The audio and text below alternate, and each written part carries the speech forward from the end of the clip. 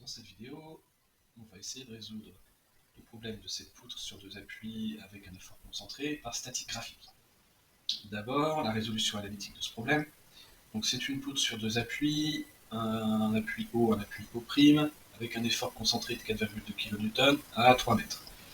On a la longueur de cette poutre.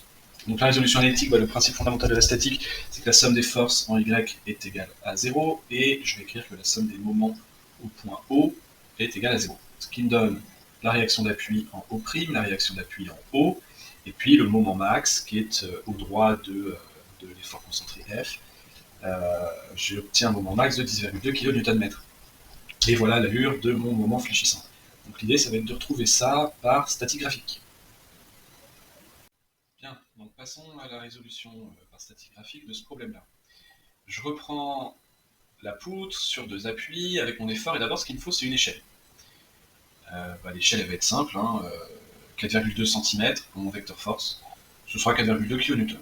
Voilà, on va faire au plus simple. On va copier ce vecteur force et on va le mettre sur le côté. Et puis, on va partir d'une extrémité du vecteur, on va tendre une droite, et on va en tendre une autre entre le bout du vecteur force et le point que j'ai créé. Alors le point, ici, on s'en fiche, il n'a pas du tout obligation d'être au milieu, on s'en fiche, on met n'importe où. Ça fonctionnera, il n'y a pas de souci. Là, ce qu'on est en train de fabriquer, c'est le polygone des forces. Je vais prendre une droite parallèle à la première, et je vais la tendre entre la verticale à l'appui O et la verticale au point d'application de l'effort. Et puis l'autre droite, je vais prendre une droite parallèle, et je vais la tendre entre la verticale au point d'application de F et l'appui O'. Alors là, pour être sûr de rester bien parallèle, je vais conserver les proportions. Et là, comme ça, je peux changer sa longueur, je reste bien parallèle à ma droite de départ. Et puis, comme ma poutre est sur deux appuis, et que du coup le moment O est nul et le moment O' est nul, et bien la ligne de fermeture du polygone que je suis en train de fabriquer, elle sera comme ça. Alors j'essaie d'être à peu près droit, à peu près au point d'application, là, c'est pas terrible.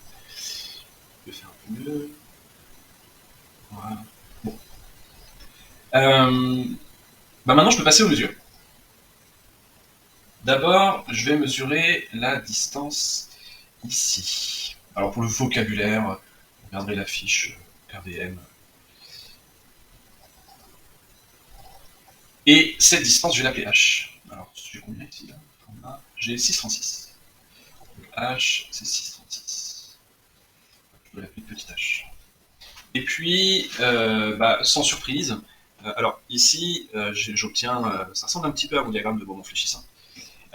Et l'amplitude que je vais avoir à la hauteur du triangle que je vais avoir à chaque fois, eh bien, dans la section d'abscisse X, ce sera proportionnel à mon moment fléchissant. Et sans surprise, le moment fléchissant max, il est au droit de l'application d'effort F, ce qui ne m'étonne pas vraiment. Je vais mesurer ces distances-là. Il faut que je sois un petit peu droit. Pour être plus précis, je peux zoomer un petit peu. Voilà.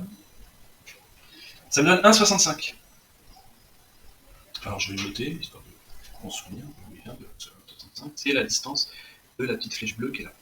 Eh bien, mon moment fléchissant, ce sera 6,36 fois 1,65. Et ça, 6,36 fois 1,65, ça fait 6,36 fois 1,65, ça fait 10,5. Et les 10,5 kN, c'est mon moment fléchissant max, et il s'avère qu'il est au droit du point d'application de la force F. Et ce 10,5 kN, c'est à comparer aux 10,2 kN que j'avais par résolution analytique. Alors en termes de précision, ça reste tout à fait correct, sachant que je n'ai pas fait beaucoup d'efforts pour être très très précis sur toutes les droites. Mais on peut aller un petit peu plus loin. Je peux prendre une droite parallèle à la ligne de fermeture ici, et la faire passer par le point de rencontre des forces, et il s'avère que, eh bien, la distance que j'ai ici, c'est pas mal, et la distance que j'ai là, voilà la distance que j'ai ici, eh bien, alors en fait ce vecteur-là plus ce vecteur-là, c'est le vecteur total, c'est le vecteur F, c'est le vecteur force. Eh bien, la flèche ici, là, 3,4, c'est la réaction en haut. Et cette flèche-là, 0,8, c'est la réaction en O'. Et forcément, hein, si je fais la somme des forces en Y, j'obtiens bien que YO plus YO' est égal à ma force F. Et c'est 0,8 et 3,4 kN, et bien il faut que je les compare au 0,8 qui est ici et au 3,4 kN qui est ici. Voilà. Donc, par statique graphique, avec quelques droites qui sont pas trop compliquées à tracer sur PowerPoint, parce que tracer une droite parallèle sur PowerPoint, c'est faire un copier-coller. Eh bien, j'ai retrouvé le moment fléchissant pour une poutre sur deux appuis avec une force mutuelle, et la réaction aux appuis. Alors, dans l'extension de ça, hein, plus tard, ce qu'on pourra faire, c'est mettre plusieurs forces. Donc ça donnera un polygone des forces qui est un petit peu plus compliqué, mais ça reste tout à fait correct. On pourra même aussi voir le cas d'une charge répartie. Et puis on pourra se poser des questions, qu'est-ce qui se passe si je suis pas sur deux appuis, mais si par exemple je suis encastré à gauche et libre à droite. On pourra aussi résoudre ça par statique graphique. Voilà, merci.